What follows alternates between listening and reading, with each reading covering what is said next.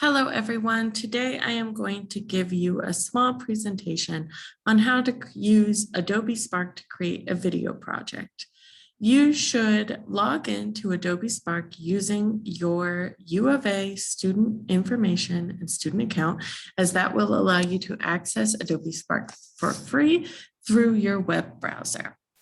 To create a video presentation, you have to go over to the left-hand side and click the plus, and then you will have the option to create a video. You will set this up. So you can title your idea whenever, but you can also change it whenever as well. So I will title mine Road Runners, since that is the group that I am in for this class. You then hit next, and then you can choose a story template. This allows you to tell your story or tell your video in whatever form works best for you. And there's a lot of different options. You can page through here on the bottom, or you can start from scratch, but using a template is usually the easiest option. So I am going to pick show and tell because you can talk about something that's important to you. As this loads, I'll talk a little bit about how I use this project for a class that I teach called Introduction to Mass Media Effects, where students have to teach another person, a general person who hasn't learned about media effects, what are the effects that media can have on somebody.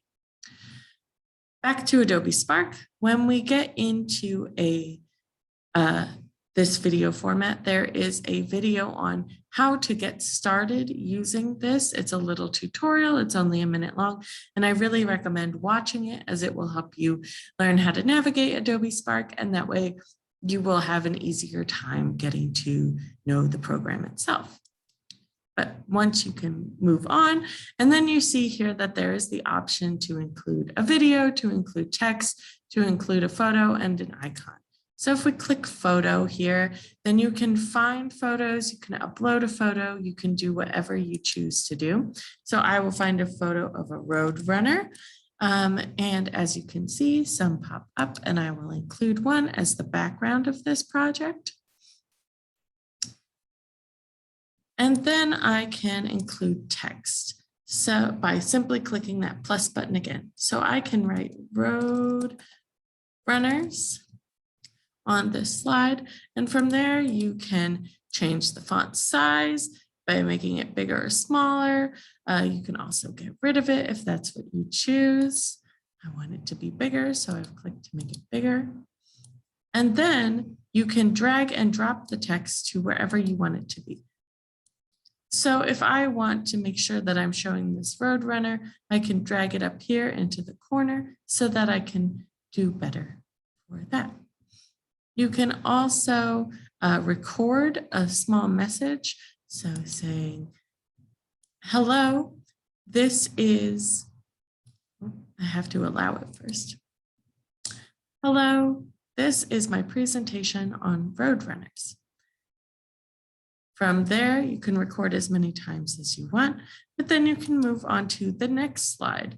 And when you put all of these together, down here at the bottom, you can see all of the different slides. When you put all of these together, you should be able to make a comprehensive video with your voiceover running throughout the entire presentation, showing the different facets of what is happening in your video. And I find that to be really useful. We can talk about what is a road runner. And then you could give a little voiceover explaining that the roadrunner is a bird that is native to southwestern United States. You can also choose a theme if you want a specific style for your video. You can resize things to make them widescreen or square. And you can also add music onto your video to allow them to allow your video to be a bit more engaging. And you can do this and put the music underneath your voiceover, and you can control how loud the music is up here. by shifting whether or not the music will be louder. And that way, you can still hear your voiceover, but the music will add an extra element and make your video more engaging. You can also include your own music if you so choose. From there, you can preview your presentation, your video, you can share it, and you can download it to upload it somewhere else, such as onto YouTube. So I hope this tutorial about how to make a video through Adobe Spark is really helpful to you.